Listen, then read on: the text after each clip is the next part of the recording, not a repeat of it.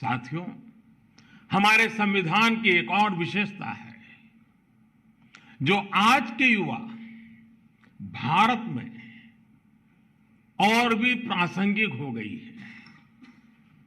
हमारे संविधान निर्माताओं ने हमें एक ऐसा संविधान दिया है जो ओपन है, फ्यूचरिस्टिक है और अपने आधुनिक विजन के लिए जाना जाता है। इसलिए स्वाभाविक तौर पर हमारे संविधान की स्पिरिट यूथ सेंट्रिक है। आज स्पोर्ट्स हो या स्टार्टअप्स, इंफॉर्मेशन टेक्नोलॉजी हो या डिजिटल पेमेंट्स, भारत के विकास के हर आयाम में युवा शक्ति अपना परचम लहरा रही है। हमारे संविधान और संस्थाओं के भविष्य की जिम्मेदारी भी हमारे इन युवाओं के कंधों पर ही है। इसलिए आज संविधान दिवस पर मैं सरकार की व्यवस्थाओं से, देश की न्यायपालिका से एक आग्रह भी करूंगा। आज के युवाओं में संविधान को लेकर समझ और बढ़े, इसके लिए ये जरूरी है कि वो संवैधानिक विषयों पर डिबेट्स और डिस्कशंस का हिस्सा बने।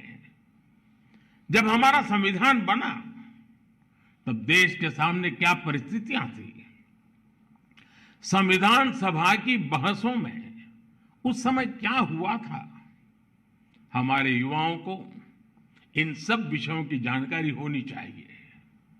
इससे उनके संविधान को लेकर दिलचस्पी और बढ़ेगी। इससे युवाओं में इक्वालिटी और एम्पावरमेंट जैसे विषयों को समझने का विजन पैदा होगा।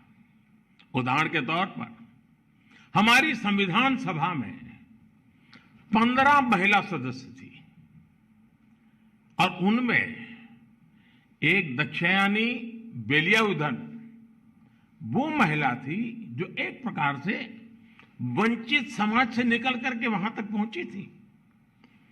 उन्होंने दलितों, मजदूरों से जुड़े कई विषयों पर महत्वपूर्ण इंटरवेंशंस किए।